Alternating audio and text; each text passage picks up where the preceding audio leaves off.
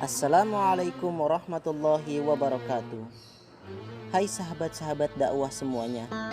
Dalam video kali ini kami akan menceritakan sejarah singkat tentang Mesir, yang mana kota ini adalah kota seribu sejarah dan sebagai titik penting dalam peradaban Islam.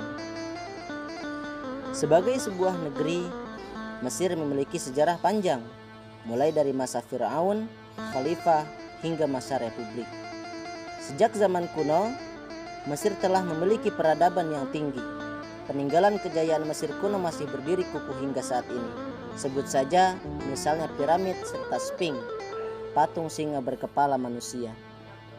Peradabannya yang tinggi disertai potensi geografis dan budaya yang dimilikinya membuat Mesir segera bersinar ketika Islam masuk ke sana.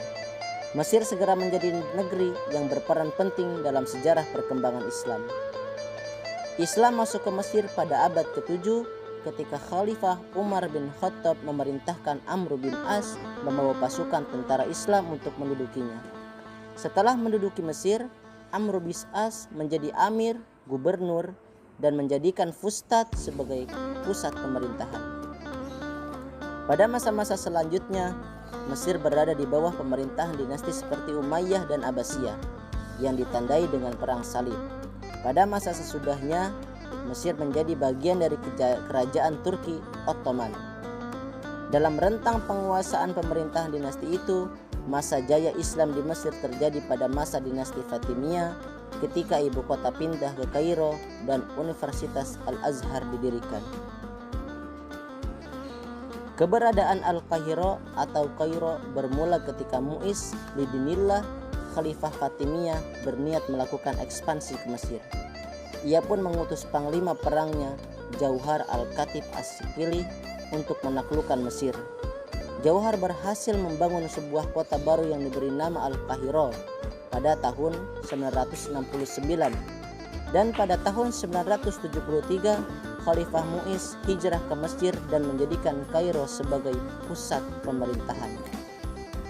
James Lindsay dalam Daily Life in the Medieval Islamic World bercerita tentang Al-Qahira atau Kairo ini. Ibu kota baru ini dibangun dengan sangat baik. Sebuah masjid megah, yakni Masjid Al-Azhar, dibangun di sana. Istana kerajaan ada di Tanjung Kota. Dari sisi pertahanan, Jauhar membangun benteng tangguh yang melingkupi Kairo. Di beberapa bagian benteng itu ada gerbang berpelat besi. Lewat gerbang inilah warga setempat bisa bepergian ke Suriah dan Fustat. Selain masjid, dibangun pula musola. Berbeda dengan masjid yang ada di pusat kota, musola lebih banyak berlokasi di pinggiran kota. Penguasa Mesir saat itu juga menyediakan lahan pemakaman untuk warga. Di bawah dinasti Fatimiyah, Kairo mencapai kejayaan sebagai pusat pemerintahan. Dinasti ini menorehkan kegemilangan selama 200 tahun. Wilayahnya mencakup Afrika Utara, Sisilia, pesisir Laut Merah Afrika, Palestina, Suriah, Yaman, dan Hijaz. Kairo pun tumbuh sebagai pusat perdagangan di kawasan Laut Tengah dan Samudra Hindia. Sementara ibu kota Mesir sebelumnya, Fustat, menjadi bagian dari wilayah administratifnya. Pada era itu pula, Kairo menjelma menjadi pusat intelektual dan kegiatan ilmiah baru, bahkan seperti tertulis dalam ensiklopedia Islam untuk pelajar. Pada masa pemerintahan Abu Mansur Nizar Al-Aziz, Kairo mampu bersaing dengan dua ibu kota dinasti Islam lainnya, yakni Baghdad di bawah dinasti Abbasiyah dan Cordoba sebagai pusat pemerintahan dinasti Umayyah di Spanyol. Seperti halnya dinasti Abbasiyah dan Umayyah yang mampu membangun istana, dinasti Fatimiyah pun mampu mendirikannya. Tak hanya istana, ketiga dinasti yang berada di tiga benua berbeda itu pun berlomba membangun masjid. Dinasti Abbasiyah di Baghdad bangga memiliki Masjid Samarra, dinasti Umayyah membangun Masjid Cordoba, dan Fatimiyah memiliki Masjid Al-Azhar.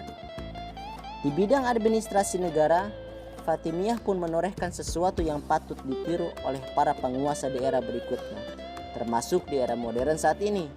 Dalam merekrut pegawai, misalnya, pemerintahan Fatimiyah mengutamakan kecakapan dibandingkan pertalian keluarga. Artinya, mereka menjauhi praktik yang disebut masyarakat modern sebagai nepotisme. Semangat toleransi pun dikembangkan. Penganut Sunni dan Syiah memiliki peluang yang sama untuk menduduki suatu jabatan. Pada akhir masa kejayaan Fatimiyah, Kairo hampir saja jatuh di bawah penguasaan tentara salib. Beruntung, Panglima Perang Salahuddin Al-Ayyubi berhasil menghalaunya. Sejak itu, Salahuddin mendeklarasikan kekuasaannya di bawah bendera dinasti Ayyubiyah yang hanya bertahan 75 tahun. Kairo kemudian diambil alih dinasti Mamluk sekitar 3 abad lamanya. Mamluk menjadi Kairo sebagai pusat pemerintahan. Oke sahabat-sahabat dakwah semuanya, mungkin hanya ini yang bisa kami sampaikan. Semoga bermanfaat bagi semua sahabat-sahabat semuanya. Salam dakwah dari kami. Wassalamualaikum warahmatullahi wabarakatuh.